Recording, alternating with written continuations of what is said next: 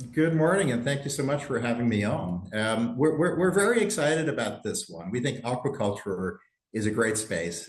Salmon, in particular, is a source of protein that has a great environmental footprint, certainly relative to other sources of protein.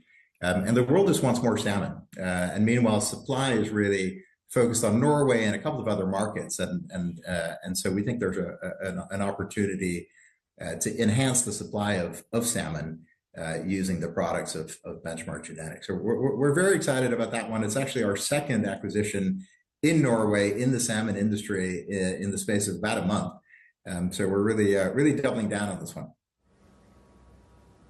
The world wants more salmon. The world also wants more protein. So in making this acquisition and in keeping in line with the holding company's overall values, what is the problem that you're attempting to solve here? And do you see aquaculture, given the fact that it's an emerging sector, as an area of strategic interest moving forward for Novo Holdings?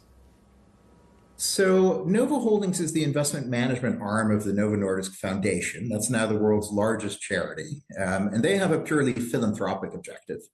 Novo Holdings' job is to maximize the risk-adjusted returns on their capital.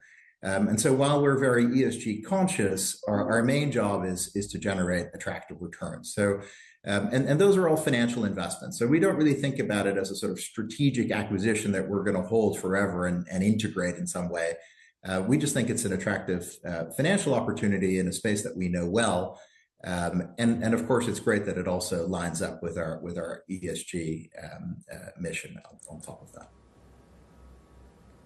So, Johan, can I ask you, when it comes to future investment decisions, just walk me through some of the trends you're seeing right now and the trends that you expect to see in 2025, particularly in the pharma and life sciences sector.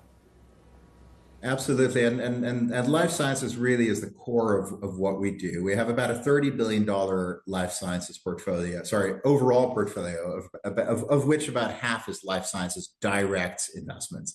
And within that, we really focus on a few subsectors that we go very deep in.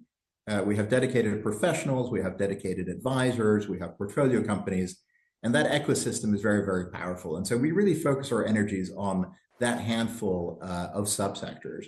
And that includes pharma services, it includes tools and diagnostics, it includes med tech and other sectors. And we see opportunities in all of those. It is a tricky global environment at the moment, and there's a lot of geopolitical noise in the background. But we're long-term investors. We're focused on growth. We're focused on innovation. We're focused on backing excellent management teams. And so we can look through some of that short-term turmoil and really focus on companies that we know in industries where we feel we have an investment edge. Just on the short-term turmoil that you speak of, Johan, can you elaborate on that for me? What are you referring to specifically? What's the biggest risk right now when it comes to deploying capital in the sector that you're so focused on?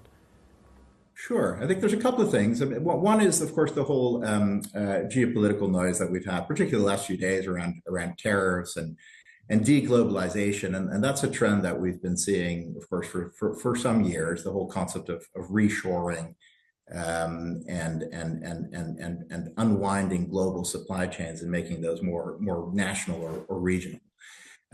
Fortunately, we have a global footprint. We have offices in the US and in Asia and in Europe. So we can adapt our investments to whatever is the prevailing political environment. And sometimes that might be backing companies that are serving local markets, so you're not reliant on global markets. And sometimes you might back companies that really have a global footprint. And so we can adapt given our global office network and also our long-term ownership model. I think another trend in life sciences, specifically in the last year or two, has been issues around biotech funding. So last couple of years, it's been harder for biotechs to raise capital. It's starting to improve now in the last quarter or two, but there have been impacts on particularly companies that service pharma.